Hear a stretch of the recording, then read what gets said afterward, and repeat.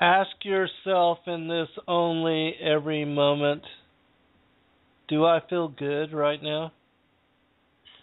Is there anything I can do different in routine to elicit greater pleasure, increasing happiness, joy, love for self and others? What in life causes me stress, pain, suffering? And how can I transform that energy into positivity? Our intent defines attraction. We must eliminate as much as possible the chaos, hate, anger, karma, pain, unless desiring such experience and outcome. Heaven or hell is just a matter of changing pattern. I prefer to create moment that feels good, centering self for higher purpose and higher goal.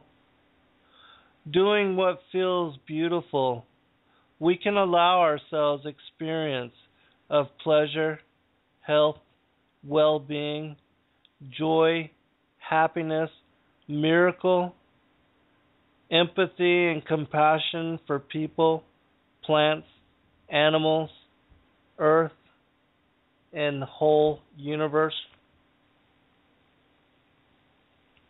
My life mantra, be here now, reflecting inner witness.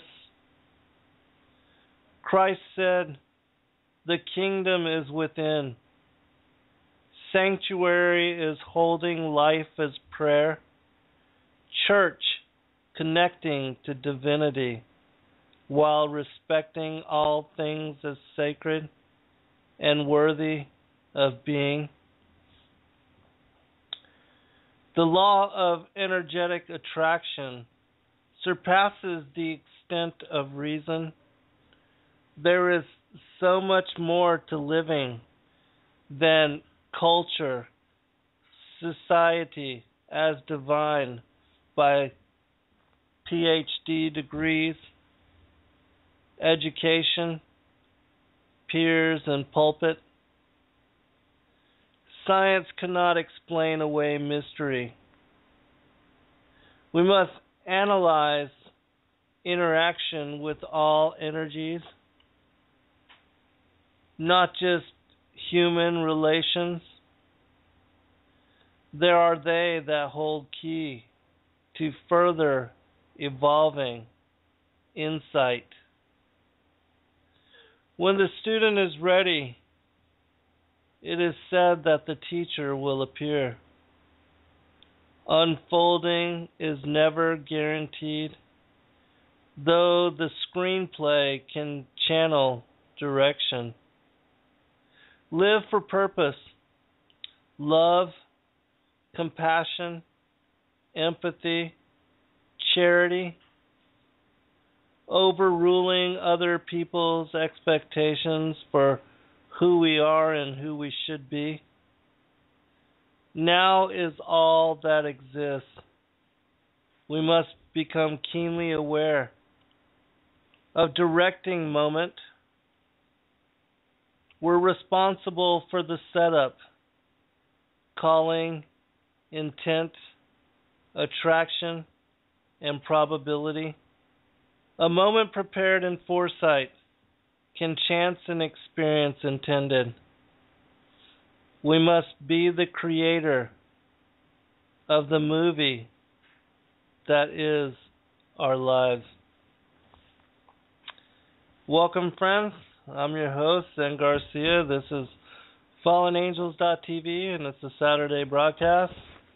That's a poem from my third book, A Different Way of Being. And I appreciate the feedback. A lot of people do tell me that, you appreciate the poems that I do share. I had thought that I would, cut that part of the show out, but It seems that, those pieces of prose are able to give insight, which otherwise might not be understood. And in reflecting on those things and the poetry that I share, it helps to emphasize often a lot of things that I would be covering within the show. And so, thanks for joining me this evening, and I just want to, tell all of you that I really appreciate you.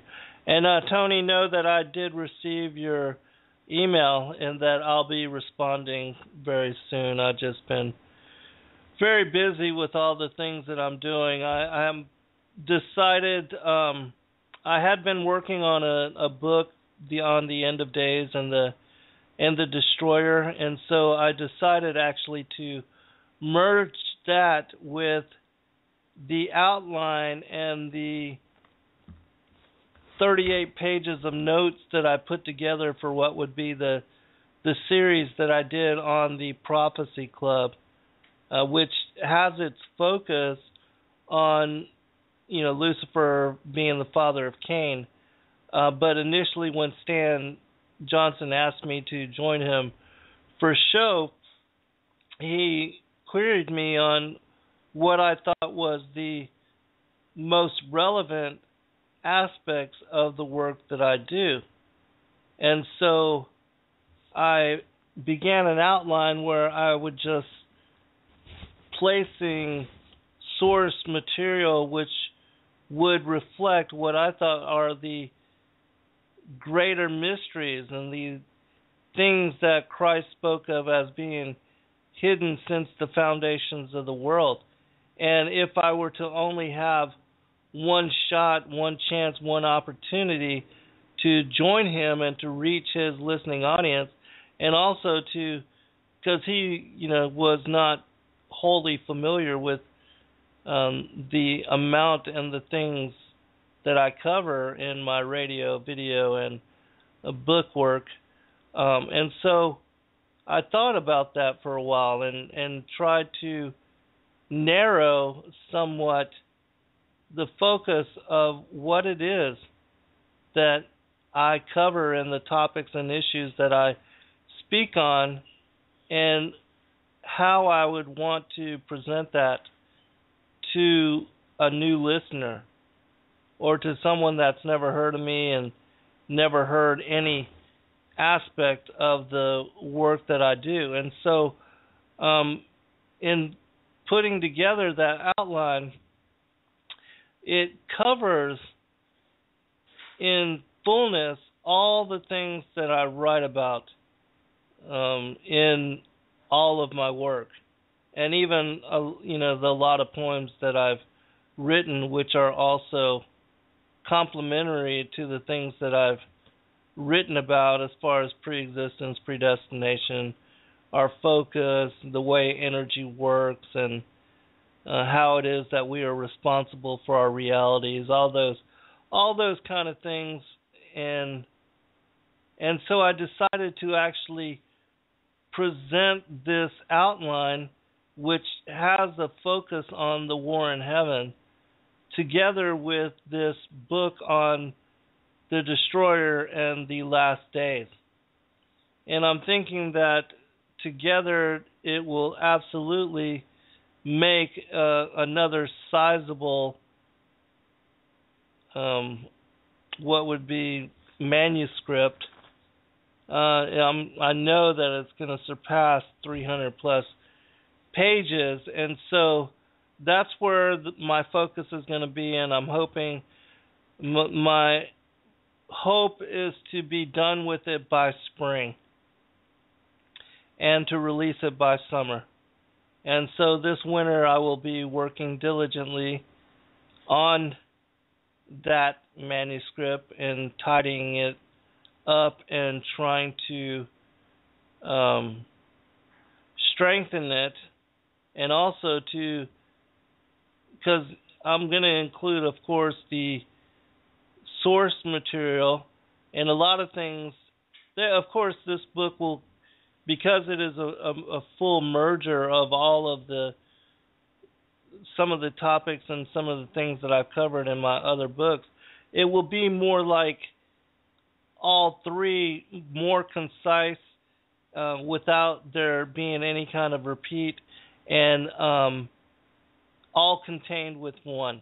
So it will be more like a best of almost kind of, but the focus will be on presenting new information that even so that the book would stand on its own, and so that if somebody picked it up and had never heard about any of my other work, or had never heard any of my radio shows, or had ever read any of the previous books, that it would absolutely stand on its own and present a story and information which would not be dependent on any of the other texts,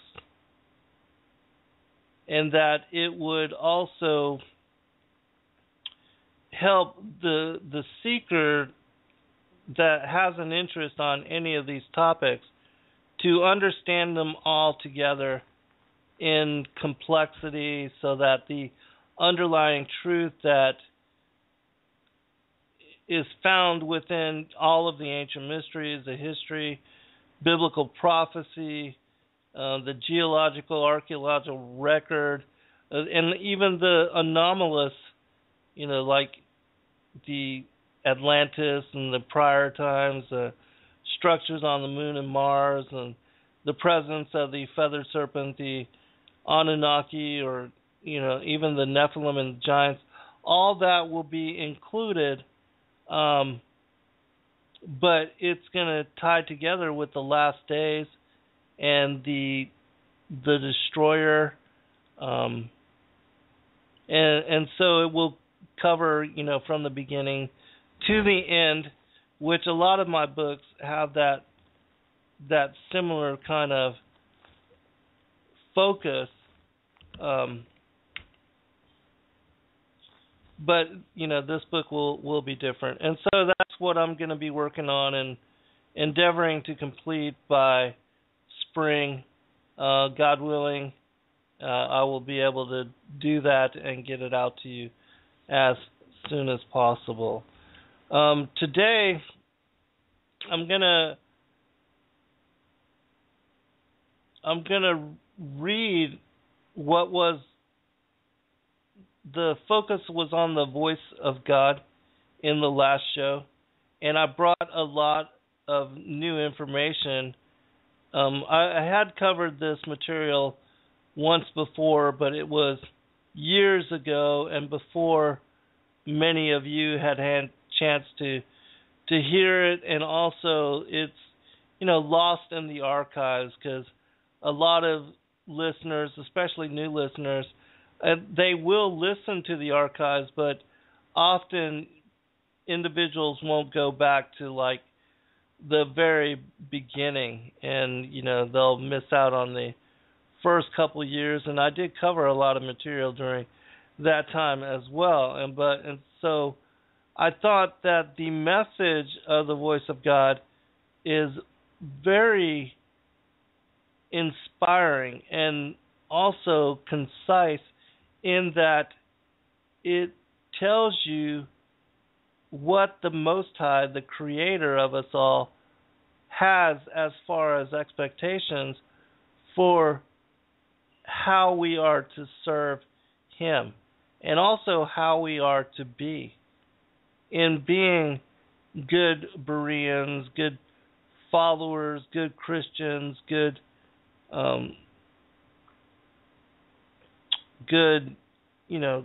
sons, prodigal sons, coming back, returning to the Father, sons of God, how we are to be in this lifetime, the things that we should focus on. And, there have been other passages, like namely in the Old Testament, where Yahweh Elohim tells us in certain passages, certain scriptures, how he does not want us, to. It's not just about ritual. It's not just about mindlessly performing, slaughtering bulls and offering up of certain animals and blood sacrifice. That there's so much more to being good Christian and good followers of Christ in the example that he presents for us while embodied in flesh form, and that, of course, the commandments, when somebody asks Christ about inheriting the kingdom and how he told us to follow the commandments, and that a large part of the law is having charity and being compassionate and acting through love, so that you treat others as you would want them to treat you, and that the commandments are set up in a dharmic kind of way, so that if we do follow them,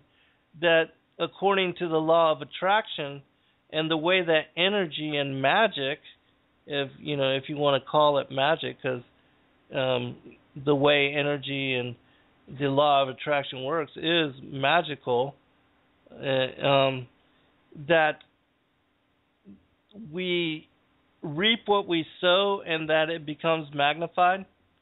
And so if you do evil and random acts of kindness and you are good for goodness sake without expectation or reward or need to, for a benefit, that just simply holding such space in reflecting a Holy Spirit kind of way, that you will attract goodness to yourself, and that's simply the way it is. And that the opposite also holds true, that if you are negative in your demeanor, that you are carnal in your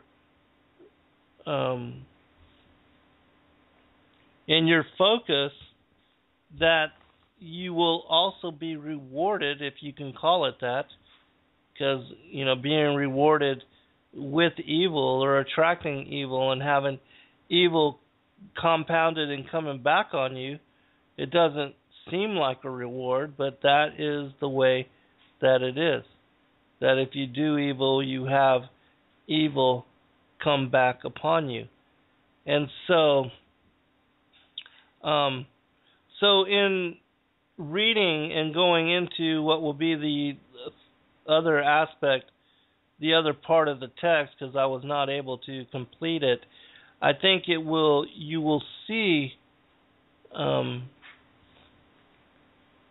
of the profoundness of this particular text, and also it gives us guidance and true direction if we were to be able to ask God, well, what would you want of us?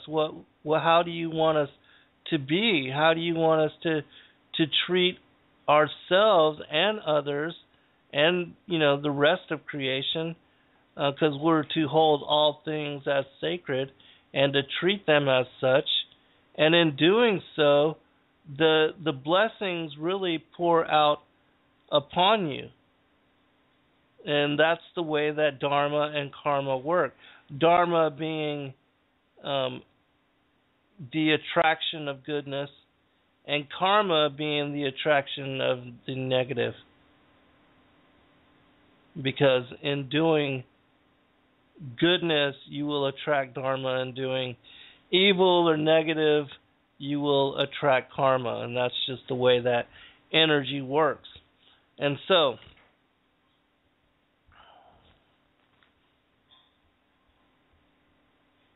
we're going to go ahead and go into the text. I know that I read a couple of the passages from this page that I ended on, but not being sure exactly what was my stopping point, I'll go back and read just a little bit of it, and so that, a couple paragraphs might overlap, but I think all of this is so meaningful and so beneficial for those of you that are really interested in this text, that I don't think it's going to harm you in any way to reflect a little bit on something that we covered previously. And also, if you have any questions, please place them in the chat room. Also, I wanted to let you know that I was going to do a show on the Book of Secrets next week, but I have been asked questions on, and this is perplexing for a lot of people, on how it was that the Nephilim, being the fallen angels, I know a lot of people equate the Nephilim with the giants, but it's my opinion that the Nephilim are actually the fallen angels, and that the giants are those that are born from them, and also how the serpent seed, or the seed of Cain, found continuance through the flood and survived the judgment of it. And so next week I will redo a show, because I covered this on Revolution Radio about a month or 2 months back, but because the archives have been deleted by YouTube, and that many of my personal shows, as well as all the other hosts, like I think I lost 17 shows, one of them being that one on the continuance of the seed of the serpent and the giants and the fallen angels through the flood, as well as others like the show that I did with Jonathan Gray and other individuals. And so I will do this one again next week, and that this is also some information that is part of what was the re-release of my fourth book, Lucifer, Father of Cain, that I added to and included information that I will bring up on that show, because my stance differed somewhat from what was the release of the first edition to that of the second edition, and that currently, right now, the second edition of my fourth book are only available through the Prophecy Club, and that they are being released exclusively through them. But there will be a point, and it's probably just a month or two away, that I will release this also to the public. I just want them to have a chance to hold them and to release them exclusively to their listeners, and that this goes in tangent with the 5-part series that I did with the Prophecy Club on Lucifer, Father of Cain as topic, and that I'm supposed to actually contact them sometime very soon to speak about other topics and issues. But for right now, in which I added about 40, almost 50 pages to that edition, and that there's a whole lot of new information that was not included with the first release. And so I believe it is worthy for those that have studied and that have read it previously to reread it. And I'm not trying to get you to buy another copy. That's, money and all that is the furthest thing from my mind. So, anyways, we're going to continue with this information, and then if you have chat questions, just post them in the chat room, and I will get to them. All right. Now, if you're just joining us for this show and you didn't catch the the one previously, you will definitely want to hear last week's show where I covered the first part of this text. And for those that don't know, this is the voice of God, which is chapter 15 of the Kolbrin Bible, and that we will also probably be going into chapter 16, which is the Spirit of God from the Kolbrin text. It says this: men with sincere hearts seeking a path ask for a starting point. However, for most, the key is self-discipline, and this is the reason for many laws and restrictions. But these must never be unnecessarily restrictive. Each must have a definitive purpose and beneficial end. Obscure though these may be, the means for overcoming unwholesome desires and for harmonizing with the divine chord within the reach of all. But effort must be expended in their cultivation. If the end is great beyond man's conception, it is no less true that the task before man is arduous and difficult in the extreme. To master himself and gain complete self-control is no more than the first step along the path. And though men may despair because I am veiled from them, though they may seek without finding, I am not indifferent to their needs and desires. Doubt and uncertainty are essential earthly conditions, serving a definite end. I have not surrounded men with perplexities and obscurities unnecessarily. The climate of unbelief and materialism, strange though it may seem to men, is best for their spiritual health. I know better than men themselves what is best for them, for I alone can see the broad design spread over the ages. I alone see the end and objective. Though unenlightened men expect it, it is not meet for me to interfere unduly in the affairs of the earth.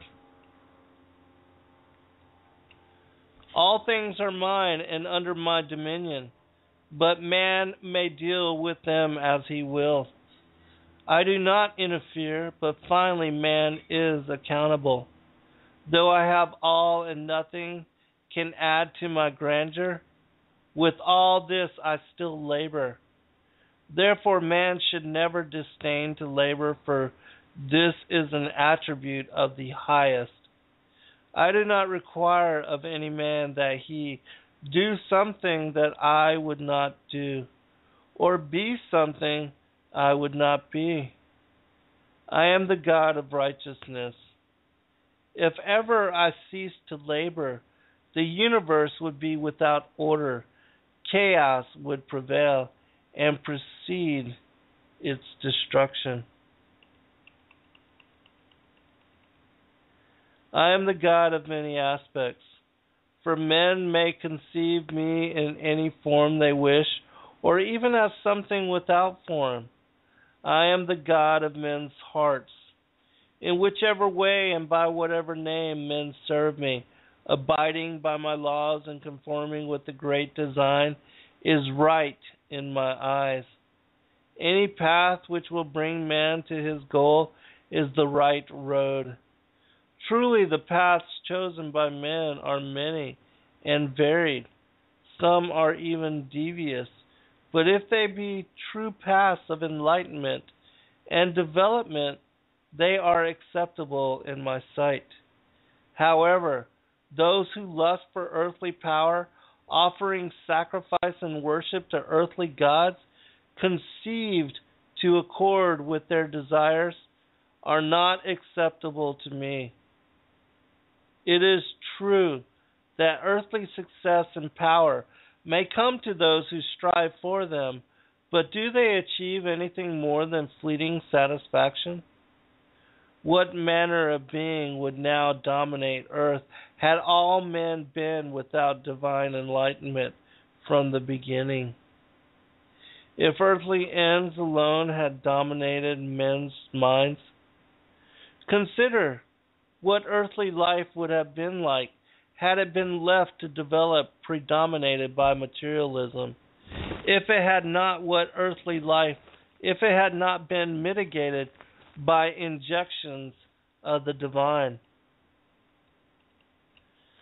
There are four main types of men who are good and serve me well. They are those who suffer courageously the afflictions and sorrows which develop the soul, those who labor that earth and man may benefit, those who seek after truth, and those with vision and creativity. Yet how rare are those among these who do not besmirch their record with deeds of evil and thoughts of wickedness. All too many may have, by their carnal desires and acts of wickedness, countered their goodness to the detriment of their immortal souls. If a man follows a false god with goodwill and honesty, serving men well and living in accordance with my laws, I will not repudiate him, and he will not be denied enlightenment on the way. There are many roads along which the soul may travel to bring about its development and awakening to self-consciousness, but it is not advantageous to choose. But is it not advantageous to choose the best one? Only the foolish travel blindly without seeking guidance and directions. Those who have little wisdom or who are easily misled follow roads which go nowhere. They who follow a barren faith reach a barren destination. They find only an empty place, devoid of hope, incapable of fulfilling their dreams and aspirations. Those who worship gods of their imagination, gods in strange likenesses, which have been brought into being by man's creative conceptions, will go to these gods who have an existence in a dim shadow realm. Those who worship lower spirits will go to them, and those who worship the demons of darkness will join them. For what a man desires, he deserves. There is a link between that which men desire and what becomes established in existence. Provision is made for man to receive the fruits of his own creations. I'm going to stop here for a second because these last three sentences are verification and confirmation of what I was speaking about in the poem that I read previous to our going live. Because this is something that I learned a long time ago. This is one of those mysteries, one of those secrets that the Holy Spirit had blessed me to come to discernment upon. That being how we are, what we focus on, what our intent is, what we project in our minds and hold as ideas, our ways of being, how we act in goodness or evil. Those things have authority and power in what is the manifestation of our realities and the things that we attract to ourselves. And so that's why a long time ago, and I've been trying to teach people that, like individuals that speak about going to church or that practice meditation, that church is not just a building. It's not just somewhere you go. And that meditation is not something that you do, or prayer something that you do. It's in truth something that we become. And that when you truly understand the underlying secrets of church and meditation and prayer, you understand that that these things are ways of being, that church is every moment, meditation every moment, prayer every moment, that it is recognition that now is the only thing that ever exists, and that our focus, if we are to try to create positively, and that if we are trying to manifest miracle and to create dreams, better ourselves, that we must act within the moment, because it's all that exists. And that the moment is church, that now is church, that we are to live prayer, to live meditation, and that these things are not just activities or things that we do, but things that we become. And so that's the real secret. And I know that a lot of people don't get this, that most of the world still gets caught up and lost in the past or the future, and that so much of what is the ongoing moment is missed and lost because of stress, because of focus on things that have happened in the past or things that are coming in the future. And that a lot of people absolutely live this way. They live in the past or in the future and completely miss what is going on in the moment now all the time. That they act like zombies, and really are zombies, because they have no connection to moment. They have no connection to the only thing that is real and the only thing that truly exists and that is happening all the time. Because the now is the only thing that is happening.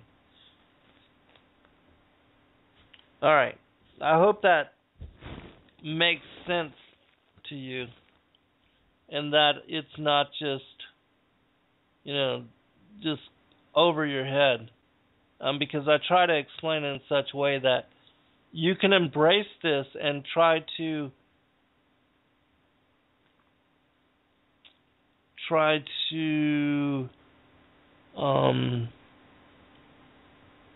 implement these teachings and this knowledge into your own life, so that you can utilize the moment in such capacity to create beauty for yourself. And I've spoken to some individuals as of late that have been living or just kind of surviving in misery, and are recreating every day the same kind of routine with their self and with loved ones, and that they are finding no joy, no happiness from their daily lives. And I try to tell them and try to emphasize that often it takes more energy to continue to create life in such harmful ways and in such stress and that the stress and the misery and the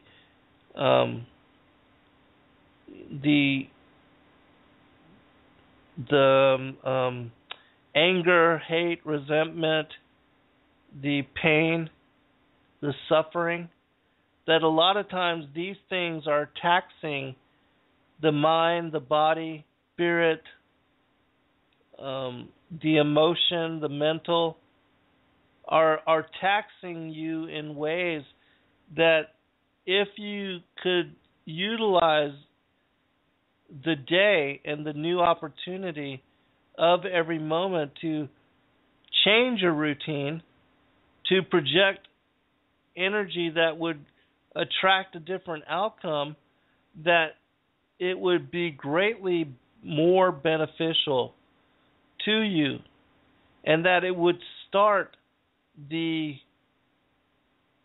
change,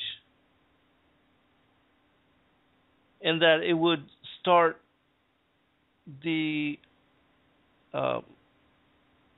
the attraction of new outcome and new reality.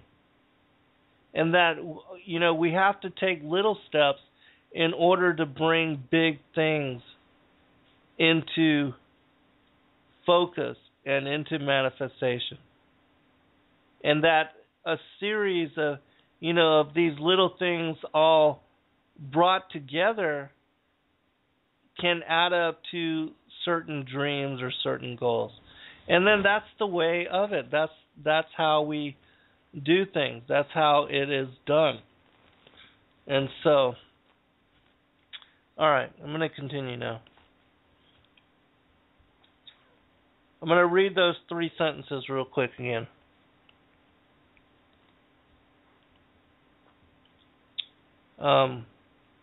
Those who worship gods of their imagination, gods in strange likenesses which have been brought into being by man's creative conceptions, will go to these gods who have an existence in dim, shadowy realm. Those who worship lower spirits will go to them, and those who worship the demons of darkness will join them. For what a man desires, he deserves. There is a link between that which men desire and what becomes established in existence. Provision is made for man to receive the fruits of his own creations. Whatsoever you do, whatsoever you plan or create, whatsoever you suffer, let it be an offering unto me, not for my sake, but for yours. I am the God of compassion, the God of understanding. From those who in their devotion offer me but a single leaf, a flower or fruit, or even a little water, this I will gladly accept, thus lightening their loving spirit. For it is offered in sincerity of heart. He who comes before any God whatsoever, its image, with pureness of heart and good motives, comes unto me. For I gaze upon him with compassion and understanding. I am not concerned with the deeds alone of men, but with their motives. Empty gestures are ignored, but that which is done with good intent and a loving heart never goes unheeded. I am the hidden God, hidden to serve an end. Veiled in misery, I am further obscured by the mists of mortal delusion. Unable to see me, men declare I do not exist. Yet I declare to you that man, with his mortal limitation, sees only a minute part of the whole. Man is the slave of illusion and deception.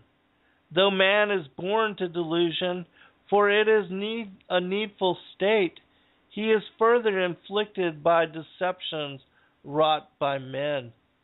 Though man cannot perceive the greatness above him because of its greatness, neither can he see the smallness beneath him because of its smallness. From the greatest came the smallest, and from the smallest came creation. and within the smallest is greatness and power.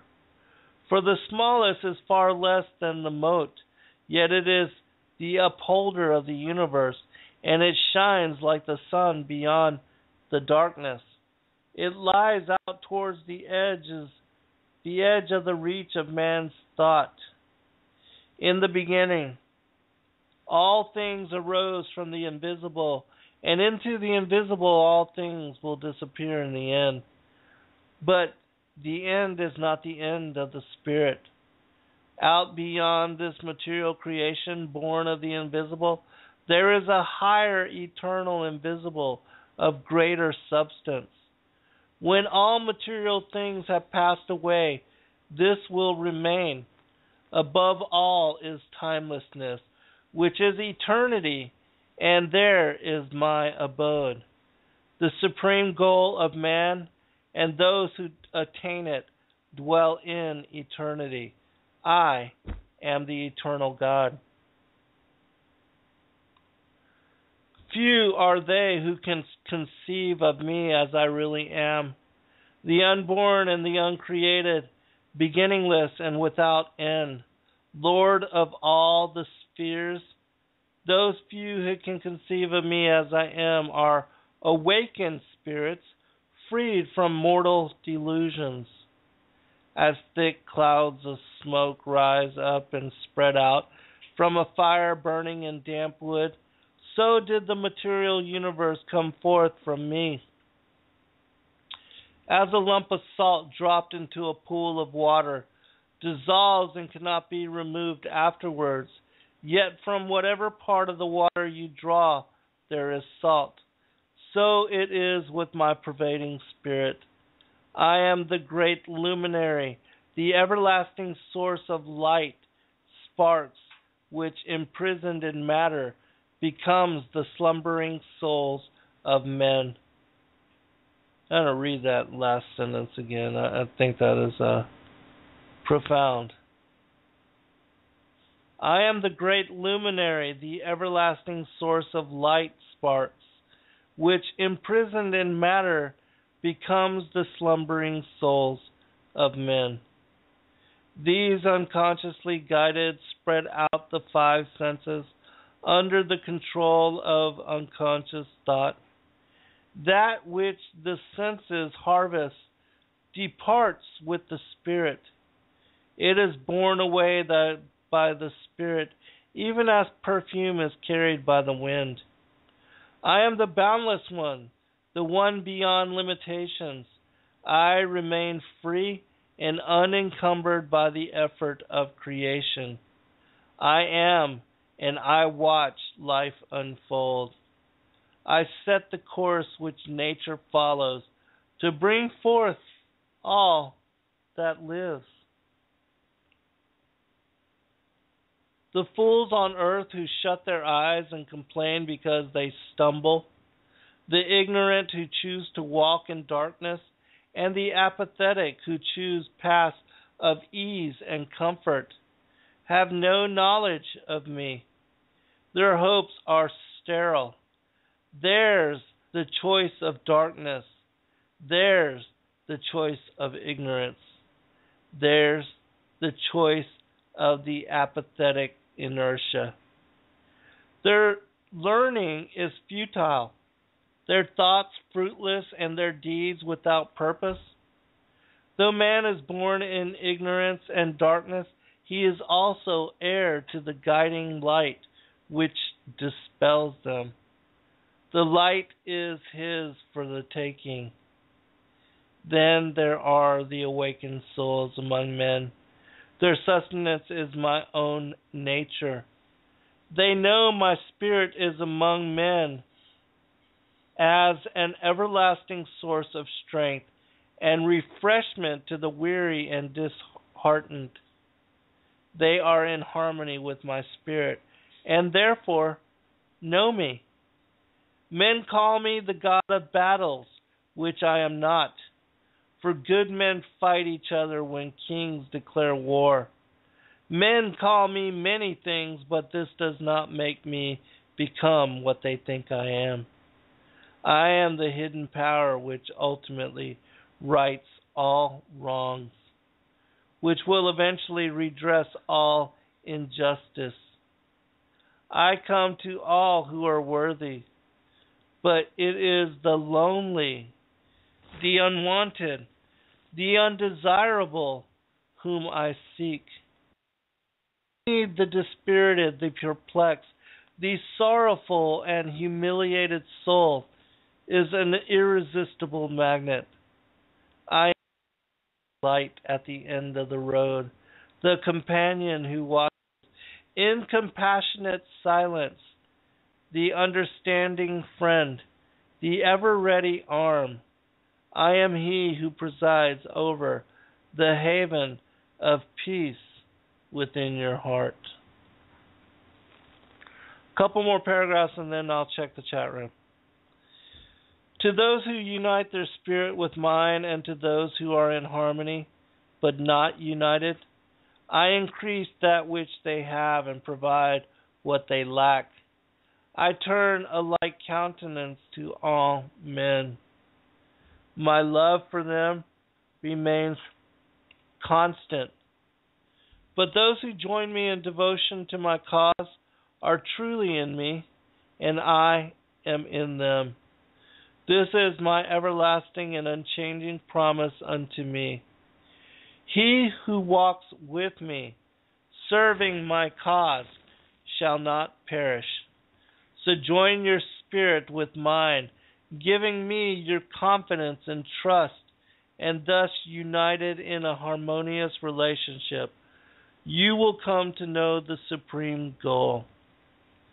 Men say they cannot know me through their senses, and this is true, for I am above and beyond the reach of their finite senses. The senses of man are not meant to be the means for experiencing me. They are for experiencing the material sphere. They are also limiting, shutting out far more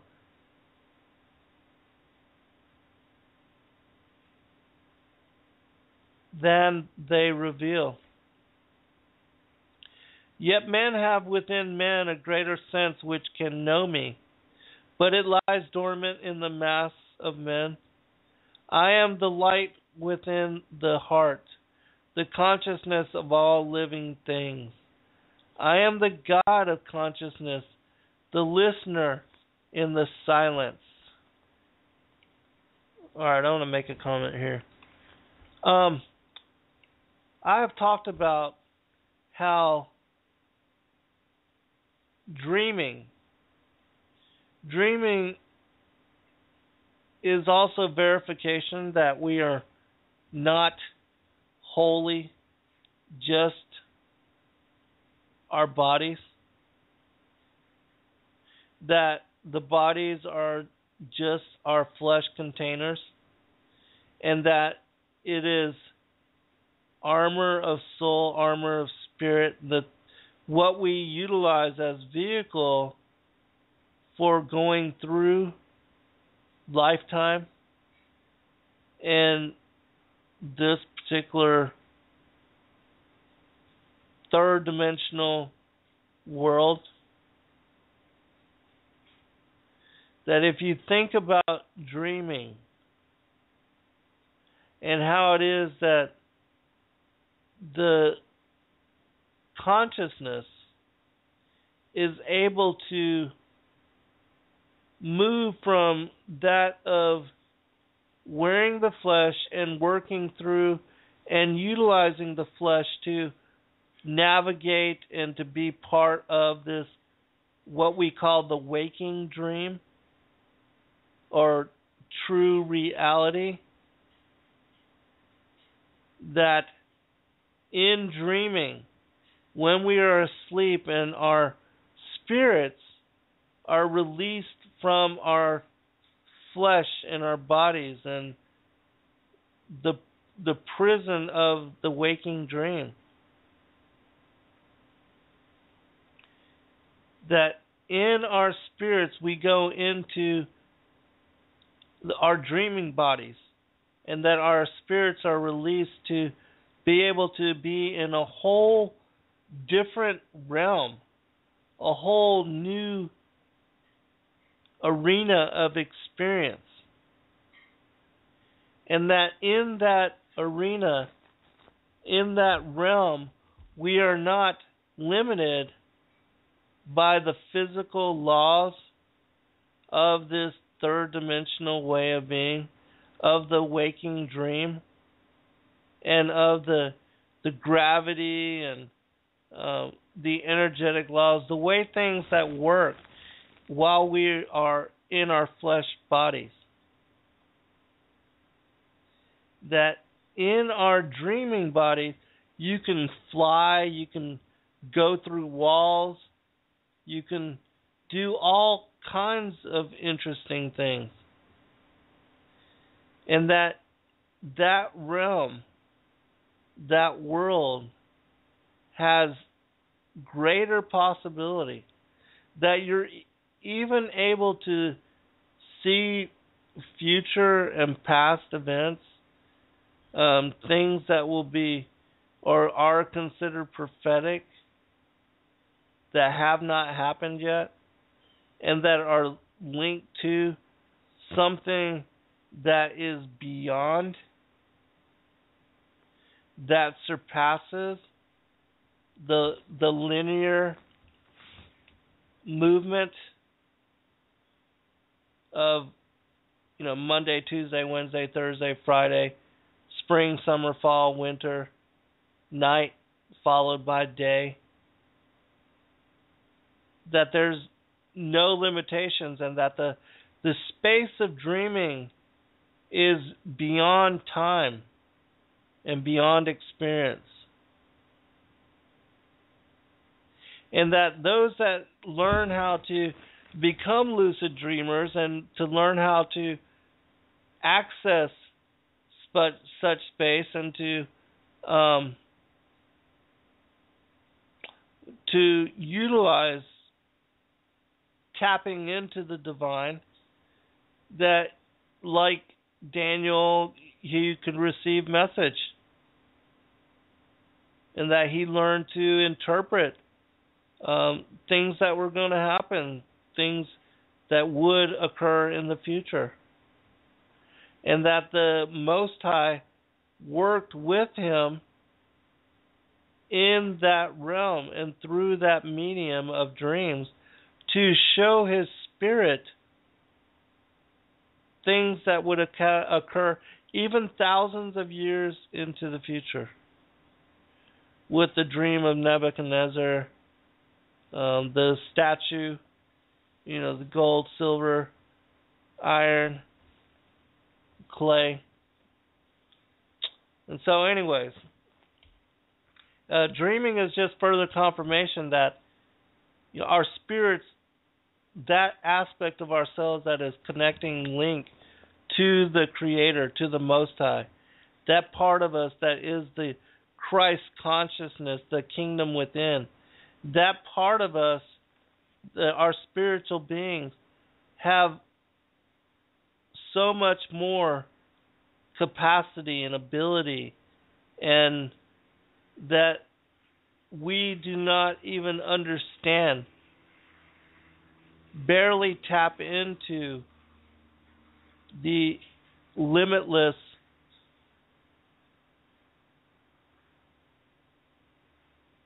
reaches of our spiritual nature. And that's the part of us that is immortal. That's the part of us that will survive our bodies and that will go on forever. And that's the part of us that has chance for salvation and an eternal inheritance, which includes infinity, eternity, forever. All right, continuing.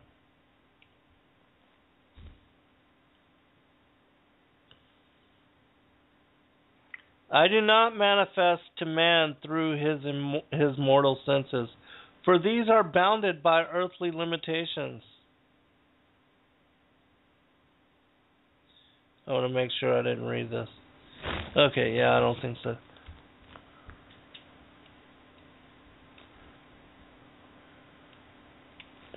I do not manifest to man through his mortal senses, for these are bounded by earthly limitations.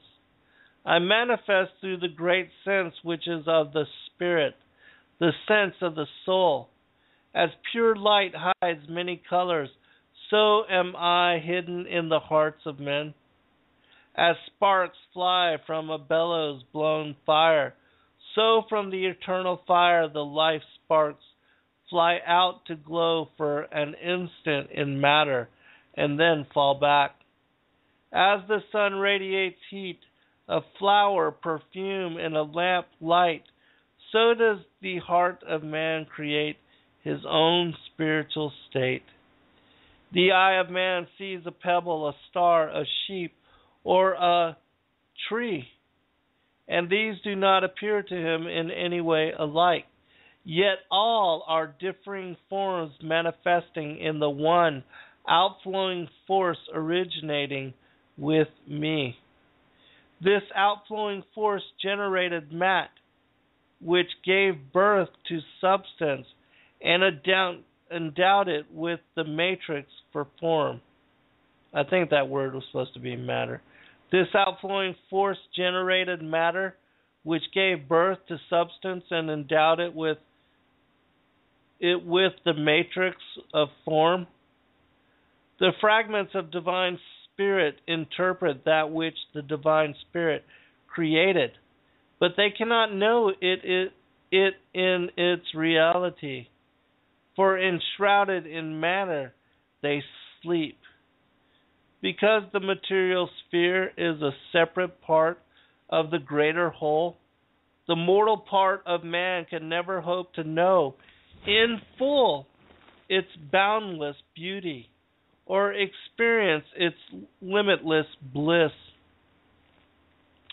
Out beyond the limits of man's thought and conception, beyond reach of even the most vivid imagination, the wonder and glory of it all stretch out into absolute perfection.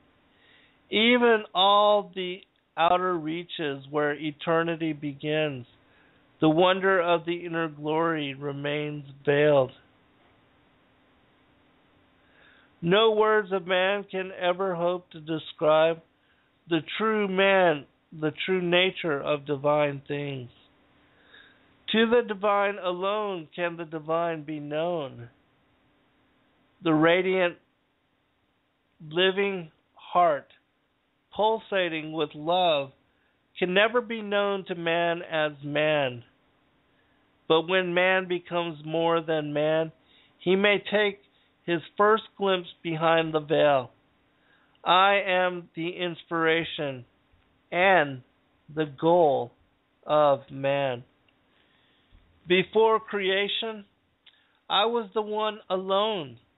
I thought, and the thought became a command of power, and into the void of the invisible came that which was the potential of substance. Though itself then part of the invisible, light was born of the power, and my spirit was in the midst of the light.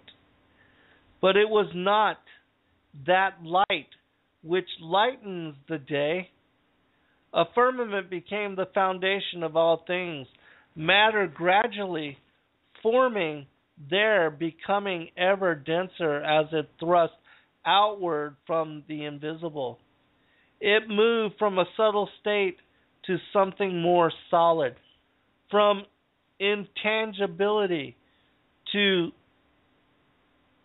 substance, from incoherent substance into a state of density and form. I commanded the subtle substance with light, but without form, to mate with the subtle substance of darkness, and became dense.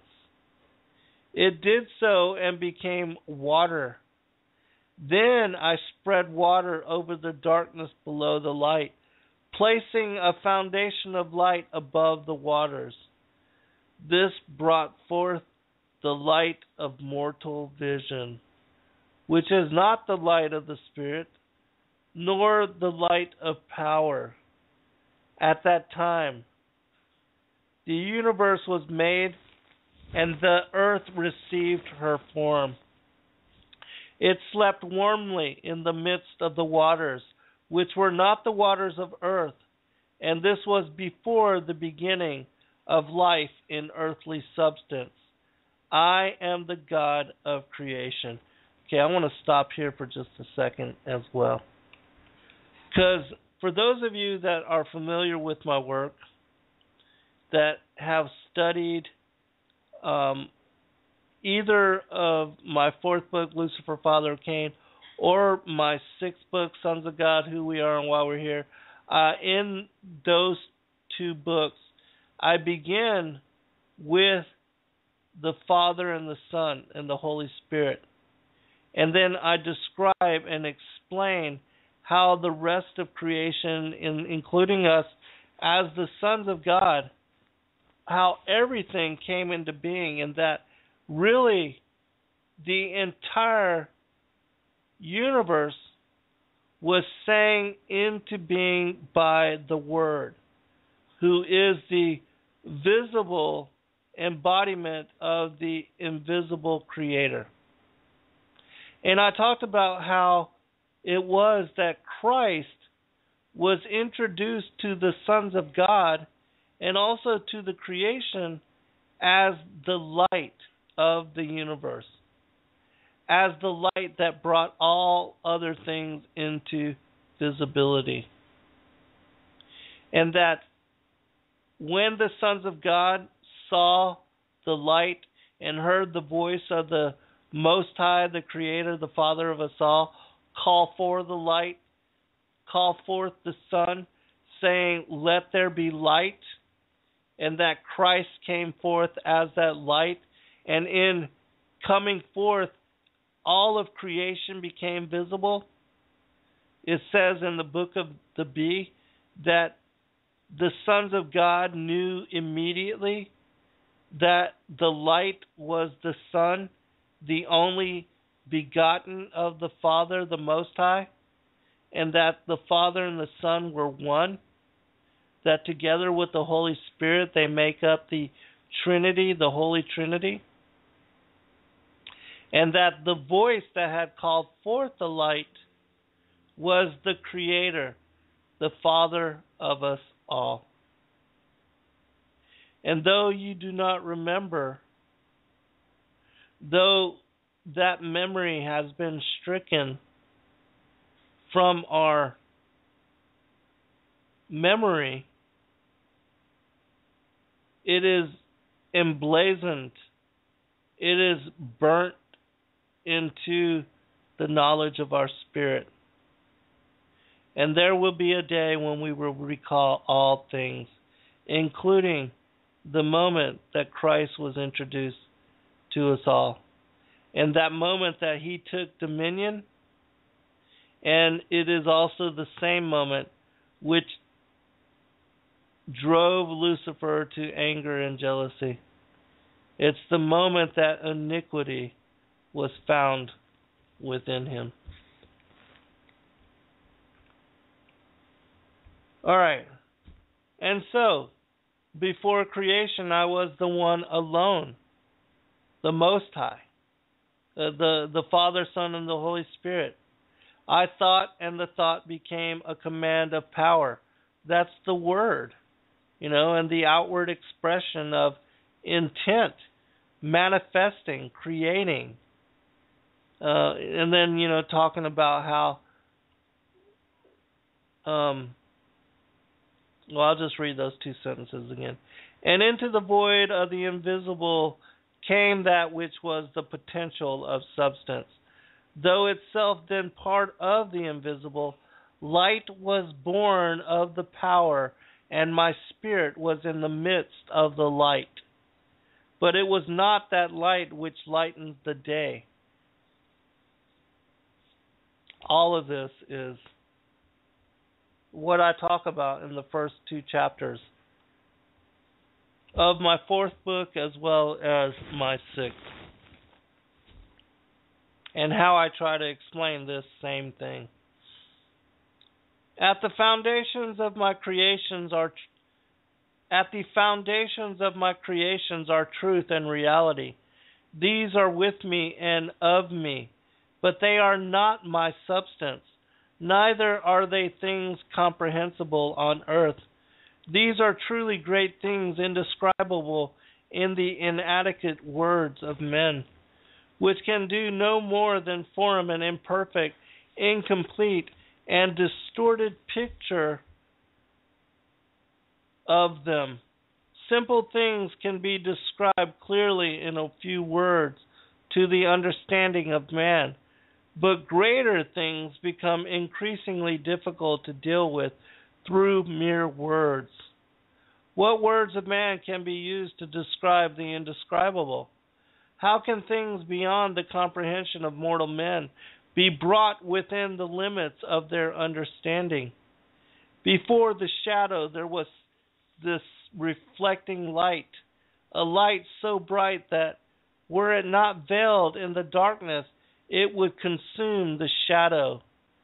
Seeking to explain and describe transcendental things in the limited language of man only leads to obscurity and confusion. The words form incomprehensible sentences, and unthinking men will declare them to be incoherent. Therefore, look behind the sentences strung together with mere words. I am the unknown God veiled from man by man's mortal limitations. Gosh, I'm not even be able to finish all this. Maybe on the show that I do on the Book of Secrets in 2 weeks, we'll finish up this text and then go into some of the others. The universe came into being and exists because I am. It is my reflection in matter. As a man remains unaffected by the manifestations of his shadow, so do I remain unaffected by the material creation. As heat comes forth from fire and contains its essence and nature, though it is not fire, neither has it the substance of fire, so does my creation relate to me. I am an object reflected in water. The water may not know the reflection or find it within itself, but this inability has no effect on the reality of the object, nor on the fact of its reflection. It is as a man looking into clear water on a calm day sees his reflection therein, but if the wind blows, the image becomes distorted, and if the sun hides its face, the image disappears. Yet none of these effects touches upon the image itself, nor upon that which casts the image. When the wind drops, the cloud vanishes and the sun reappears. Both distortions and deception end, and the reality is again reflected.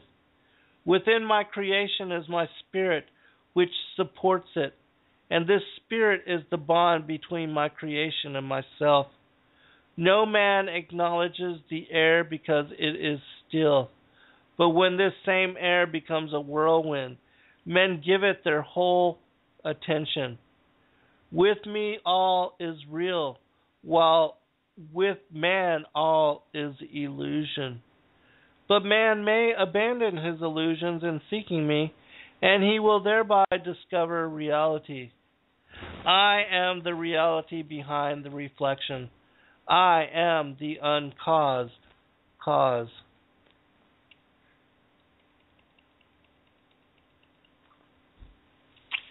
Those who turn away from the glorious jewel within to seek an outside God, a separate, unresponsive being, are looking for a mere trinket while disregarding the priceless treasure already in their keeping. Men of light worship the vision of light. Men of darkness and ignorance worship ghosts and dark spirits, demons of the night. There are few men who, moved by dark beliefs, or their carnal lusts and perverted passions, perform awful austerities and self-mutilations, never ordained by me. They delight in tormenting the life and spirit within their bodies, torments, and so continue them, but these may be truly described as mutilated souls. Some men follow gods who punish wickedness and reward good, and therefore tend towards goodness. But it is not folly to follow non-existent gods. But is it not folly to follow non-existent gods? All men choose their own spiritual destiny, whether it be done knowingly or not. For under the law, their future state must rest in their own hands. I want to emphasize this sentence because, again, this is confirmation of the poem that I read at the beginning of the show. And if you're a latecomer to the show, please visit the archives and listen to that poem, because it's relevant to what we are talking about.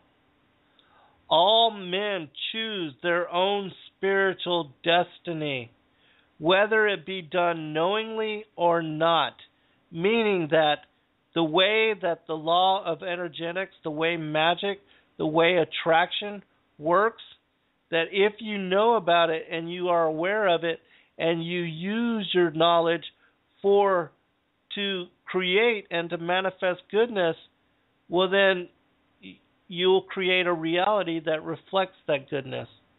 But if you do not know about the law of attraction and how magic and energy works, and you create in your ignorance, you oftentimes will manifest and create from your negativity.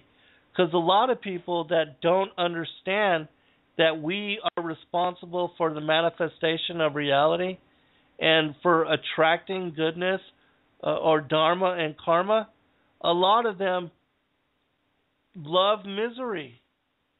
They engage in negativity and they act evilly towards others. And they are deceitful in their ways of being. They do not follow the commandments and they act contrary.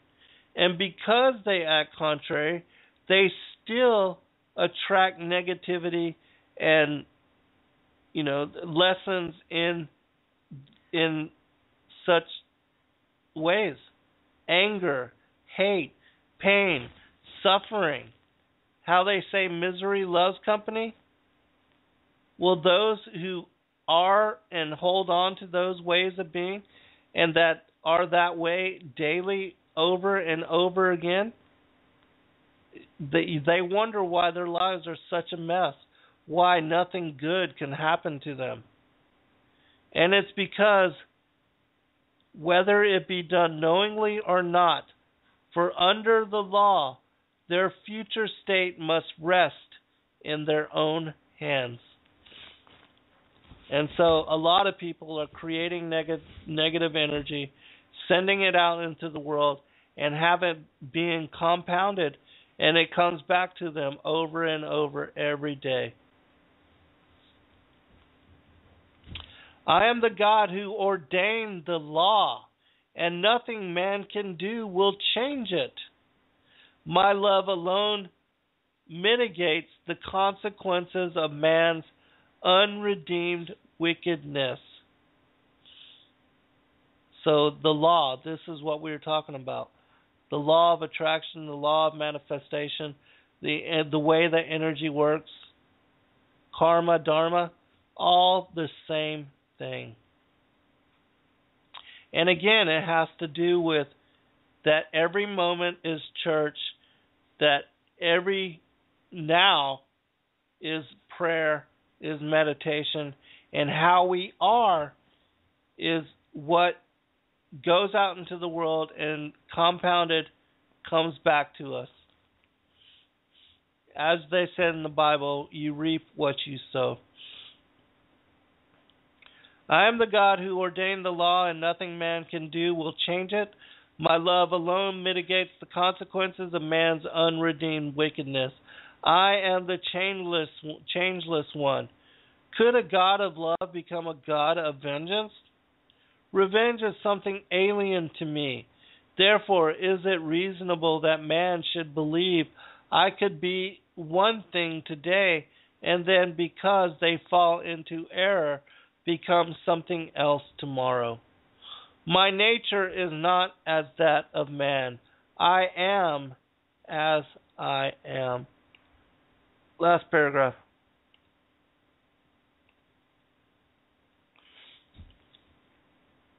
I am not influenced by the mere formal actions of men, or by empty sacrifice. Lighted lamps and candles, days of fasting and self-mortification by man cannot sway me in his favor. I am not to be bribed, for I am God. He who handles fire carelessly and gets burnt cannot blame the fire, neither can he who goes into swift waters and drowns blame the waters. There are laws, the violations of which brings retribution in its train. They who by their own deeds bring pain and suffering upon themselves cannot blame me for what ensues. These are the effects of the lesser laws, which are easily understood, but above these is the great law, which is not so incomprehensible. Under this, the link between the deed and its effect is not so apparent. Men bring down calamity and suffering upon their own heads and blame me, when the fault lies with them and the cause is their own misconduct or misconception. Men reap as they sow, and I am the fertile field which takes no part in the sowing or the reaping. Man is his own master and the Lord of his own destiny. He cannot expect help from any great power unless he himself expend effort to contact such power or be deserving of help. Everything a man is or becomes is the result of his own striving and efforts, or his lack of them. I made man to be a man, not a mere puppet or nursling. I am the God of the law. I am the God of the stalwart. Okay, just a couple of sentences I want to read again, and then I'll make final commentary. We'll end here, and then we'll pick this up in 2 weeks. Because, again, this is so very important. There are laws, the violation of which brings retribution in its train. They who by their own deeds bring pain and suffering upon themselves cannot blame me for what ensues. These are the effects of the lesser laws, which are easily understood, but above these is the great law, which is not so incomprehensible. Under this, the link between the deed and its effect is not so apparent. Men bring down calamity and suffering upon their own heads and blame me, when the fault lies with them and the cause is their own misconduct or misconception. Men reap as they sow, and I am the fertile field which takes no part in the sowing or the reaping. Man is his own master and the Lord of his own destiny.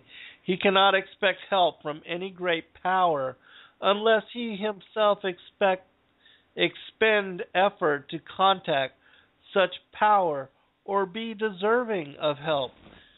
Everything a man is or becomes is the result of his own striving and efforts, or his lack of them. I made man to be a man, not a mere puppet or nursling. I am the God of the law. I am the God of the stalwart.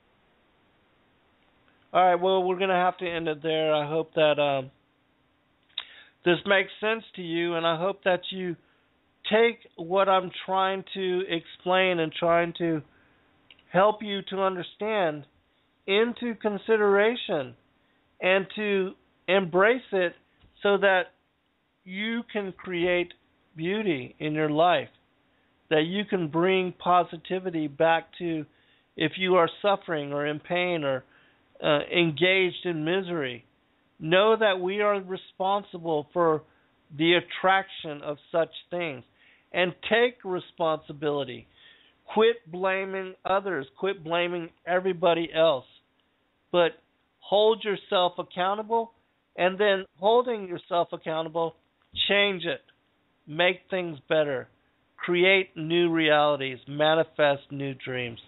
God bless all. I'm not going to play a final song because we're at the end of the show. But I will talk to you next week on Wednesday. God bless all. Good night.